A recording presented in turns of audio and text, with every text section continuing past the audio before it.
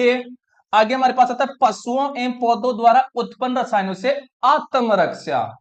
सुनिए, देखिए मधुमक्खी जब काटती है, मधुमक्खी आपने देखी होगी है ना, कभी भी आपको डंक भी मारी होगी, तो मधुमक्खी जो है उसके डंक में कौन सा अम्ल होता है? मेथेनोइक अम्ल होता है।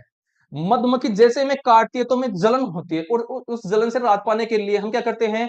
साबुन वगैरह या फिर लोहा वगैरह रगड़ते हैं। क्यों रगड़ते हैं साबुन? क्योंकि साबुन में होता है क्षारक, होता है बेस होता है। अब वो क्षारक जब अम्ल के संपर्क में आएगा तो एक दूसरे गुणों को क्या कर देंगे? नष्ट कर देंगे।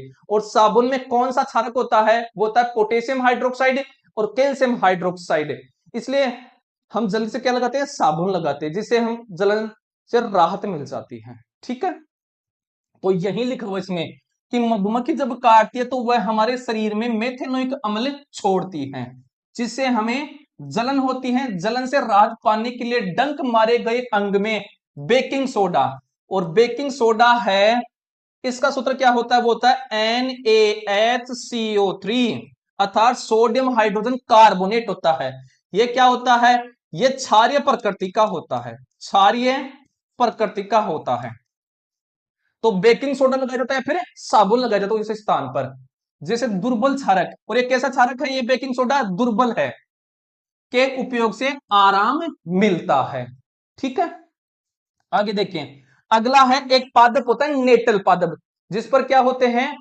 बाल होते हैं। और जब वो बाल हमारे बॉडी के संपर्क में आते हैं तो वो भी क्या छोड़ते हैं? मेथेनोइक अम्ल छोड़ते हैं। तो आपको ध्यान रखना, नेटल का डंक जो होता है उसमें भी कौन सा अम्ल पाया जाता है? मेथेनोइक अम्ल पाया जाता है।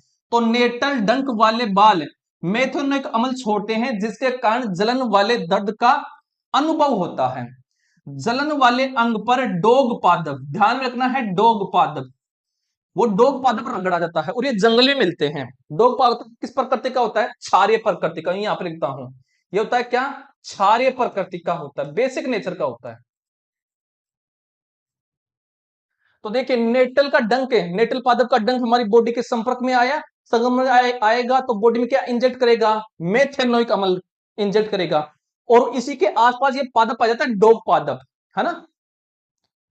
ये डोग पादप किस प्रकृति का होता है? क्षारीय प्रकृति का। जब इस डोग पादप की पत्तियों को लेकर के हम उस स्थान पर जहां पर नेटल का डंक ने इंजेक्ट किया है मेथेनोइक, वहां पर रगड़ते हैं तो हमें क्या मिलती है? राहत। क्यों?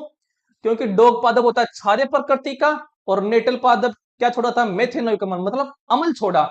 और जब अम्ल और क्षारक आपस में अभिक्रिया करते हैं तो एक दूसरे गुणों को नष्ट कर देते हैं, जिससे हमें क्या होगी? जलन से राहत मिलेगी। तो की पत्तियों को